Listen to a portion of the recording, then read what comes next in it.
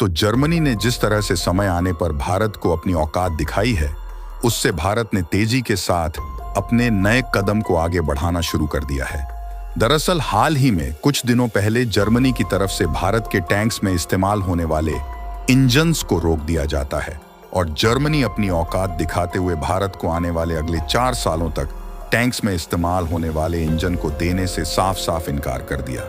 लेकिन जर्मनी ने जो सोचकर भारत को टैंक्स में इस्तेमाल होने वाले इंजन्स की सप्लाई को बंद किया, उससे भारत को नुकसान की बजाय और भी फायदा होना शुरू हो गया और जर्मनी का भारत में इंजन्स की सप्लाई को रोकना उल्टा उसी पर भारी पड़ता हुआ नजर आ रहा है, क्योंकि जर्मनी के इंजन्स की सप्लाई रोकने के बाद कुछ ऐसी रिपोर्ट सामने निकल कर आई है जिससे यह साफ हो चुका है कि भारत को इंजन्स की सप्लाई रोकने के बाद जर्मनी खुद अपना उल्टा नुकसान कर बैठा है। पूरी अपडेट क्या है इस वीडियो में समझ है, लेकिन आगे बढ़ने से पहले जर्मनी का भारत में इंजन सप्लाई रोकना उल्टा उसी पर भारी पड़ चुका है। उसके लिए वीडियो को एक लाइक करके चैनल को सब्सक्राइब जरूर कर लीजिए, क्योंकि ये आपके लिए 1 सेकंड का काम है,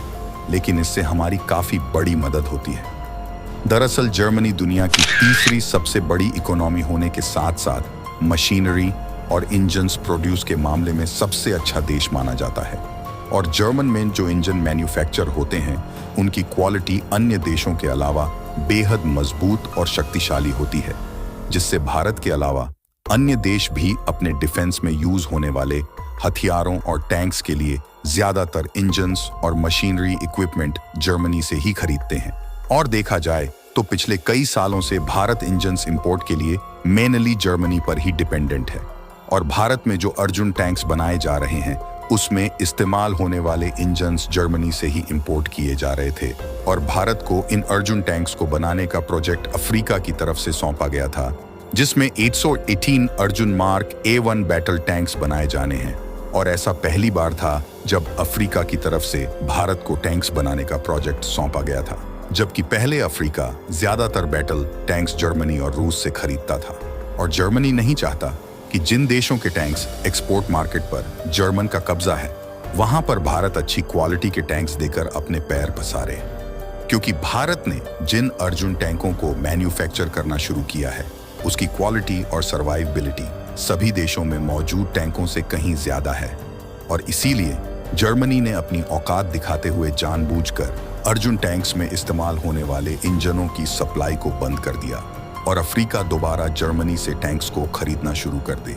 क्योंकि यूक्रेन और रूस वॉर के समय रूस के टैंक्स फेल हो जाने के कारण अफ्रीका का विश्वास रशियन टैंकों से टूट चुका है। ऐसे में भारत अगर अफ्रीका को टैंक्स की सप्लाई नहीं कर पाता तो उसके पास केवल एक ही ऑप्शन बचेगा और वह है जर्मनी, जिससे अफ्रीका रूस और भारत को छोड़कर जर्मनी से टैंक्स खरीदने का काम करे। फिलहाल जर्मनी ने भारत के अर्जुन टैंक्स में यूज होने वाले इंजन्स की सप्लाई को बंद करने से अफ्रीका के प्रोजेक्ट को पूरा करने में डिले जरूर हो रहा है, लेकिन हाल ही में एक रिपोर्ट निकल कर आई थी जिसमें बताया गया है कि अफ्रीका ने भी यह डिसाइड कर लिया है कि वह केवल भारत के अर्जुन टैंक्स को ही खरीदेगा और ऐसे में जर्मनी का भारत में 4 सालों तक इंजन्स की सप्लाई रोकना भारी पड़ता नजर आ रहा है, क्योंकि जर्मनी को भारत में इंजन एक्सपोर्ट करके जो फायदा हो रहा था जर्मनी ने उसका भी नुकसान खुद कर लिया है। और लेटेस्ट रिपोर्ट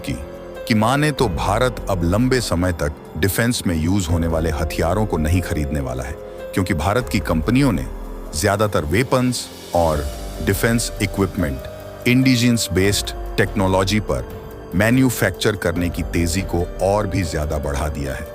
जिसमें भारत ने भले ही पिछले 2-3 साल पहले अपने कदम को आगे रखा है, फिर भी भारत का डिफेंस एक्सपोर्ट हर साल बढ़ता ही जा रहा है। जहां आज कुछ आंकड़े निकल कर आए हैं कि भारत का डिफेंस एक्सपोर्ट लगभग 1000 करोड़ रुपए को टच कर चुका है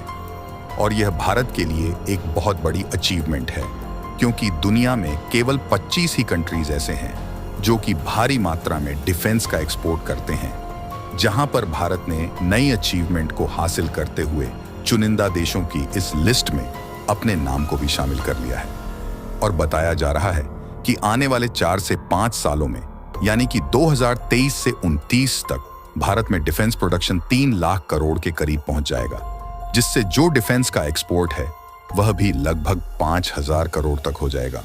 और कमाल की बात यह है कि इसमें अर्जुन टैंक्स का भी बहुत बड़ा योगदान होने वाला है। और देखा जाए तो इस समय अलग अलग देशों से भारत को अर्जुन टैंक्स बनाने के प्रोजेक्ट बढ़ते ही जा रहे हैं।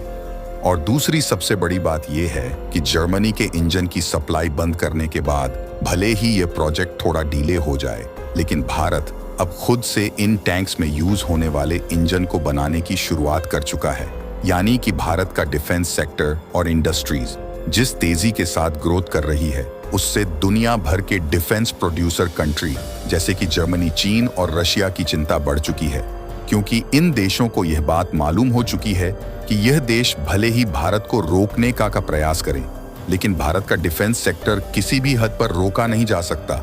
और वैसे भी अब दोबारा से भारत जर्मनी पर किसी भी इंडस्ट्री में भरोसा बिल्कुल भी नहीं करने वाला,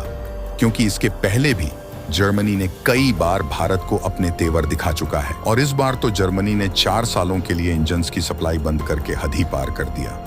और जिस तरह से जोरावर टैंक्स में इस्तेमाल होने वाले इंजन की सप्लाई जर्मनी की तरफ से बंद करने के बाद भारत ने स्वदेशी तौर पर इंजन बनाना शुरू किया। अब उसी तरह Arjun mark A1 battle tanks के लिए भी भारत स्वदेशी तौर पर इंजन बनाने की शुरुआत कर चुका है। खैर, भले ही जर्मनी के इंजन देने से साफ मना कर देने से भारत को डायरेक्टली नुकसान नहीं हुआ, लेकिन इससे इनडायरेक्टली भारत को फायदा ही हुआ है, क्योंकि भारत को जब तक किसी भी इंडस्ट्री में धोखा नहीं मिलता, तब तक उस इंडस्ट्री का आत्मनिर्भर होना नामुमकिन है। यहाँ तक कि अब जर्मनी का झुकाव भी यूक्रेन की ओर देखा जा रहा है, क्योंकि जैसे ही जर्मनी ने भारत को इंजन सप्लाई करने से 4 सालों के लिए रोक लगाई, उसके 2 दिनों बाद ही यूक्रेन और जर्मनी के बीच वेपन्स यानी कि हथियारों की सप्लाई करने की बातचीत शुरू हो गई। लेकिन इसी बीच यह भी देखा जा रहा है कि ऑलरेडी जर्मनी के द्वारा यूक्रेन में टार क्रूज मिसाइल भेजे जाने के कारण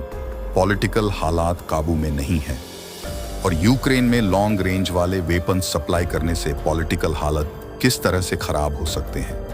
इसके बारे में आप सोच ही सकते हैं। यानी कि इससे जर्मनी के पॉलिटिकल हालात और भी ज्यादा बेकाबू हो सकते हैं। बाकी जिस तेजी के साथ भारत का डिफेंस एक्सपोर्ट दूसरे देशों में बढ़ रहा है, उससे जर्मनी जैसे देश पीछे हट पाएंगे या नहीं, अपनी राय कमेंट में जरूर बताएं। और इस वीडियो को एक लाइक करके अपने मित्रों तक शेयर जरूर करें, ताकि उन्हें भी जानकारी मिल सके। इसी तरह और भी नॉलेजेबल वीडियो देखने के लिए चैनल को सब्सक्राइब करके बेल आइकन को ऑल पर जरूर सेलेक्ट करें। जय श्री राम।